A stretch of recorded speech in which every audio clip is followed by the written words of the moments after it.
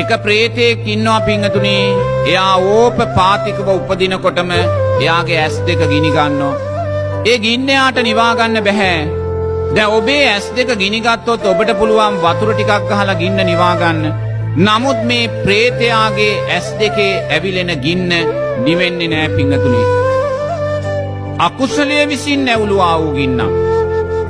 මුළු ප්‍රේත ජීවිත කාලයේම ඇස් දෙක ගිනි ගැනීමේ දුක දරාගෙන ලෝභ, ද්වේෂ, මෝහයන් වඩමින් ප්‍රේත ලෝකේ ජීවත් වෙනවා. මොකද පෙර ලස්සන මනුස්ස ජීවිතයක් ලබලා අනුන්ගේ දියුණුව දකින්න කැමති වුණේ නෑ. අනුන් ඉදිරියට යනවා දකින්න කැමති වුණේ නෑ. ඊර්ෂ්‍යාව, වෛරය වැඩුවා.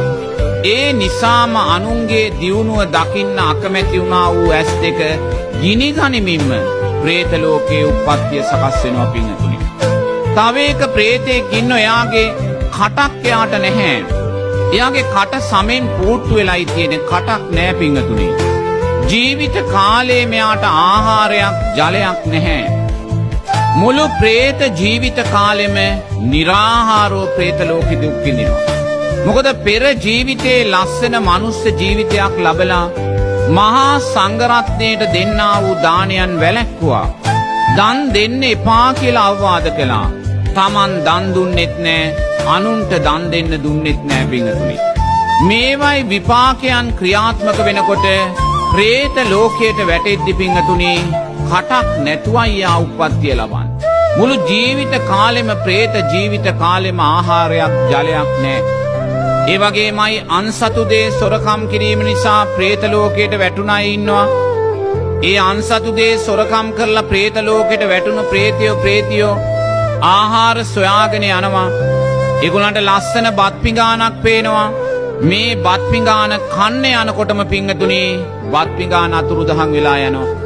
දිය කඩਿੱත්තක් පේනවා, ජලයේ තියෙන දිය කඩਿੱද්දෙන් වතුර බොන්න යනකොටම දිය කඩਿੱත්ත අතුරුදහන් වෙලා යනවා. පෙනිපෙනි ආහාර තියෙනවා, පෙනිපෙනි ජලය තියෙනවා. නමිත් ඒවා පරිහරණය කරන්න යනකොටම අතුරුදහන් වෙනවා පිංගතුනි.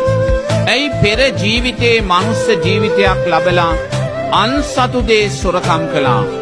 අනුන්ගේ සැපය උදුරාගත්ත අනුන්ගේ සැපය සොරකම් කළා. එහි විපාකයන් හැටියට ප්‍රේත ලෝකයට වැටිද්දී පෙනිපෙනි බත් පිඟාන අතුරුදහන් වෙලා යනවා පිංගතුනි. පෙනිපෙනි ජල බඳුන අතුරුදහන් වෙලා යනවා. මුළු ප්‍රේත ජීවිත කාලෙම निराहारව දුක් විඳිනවා පිංගතුනි.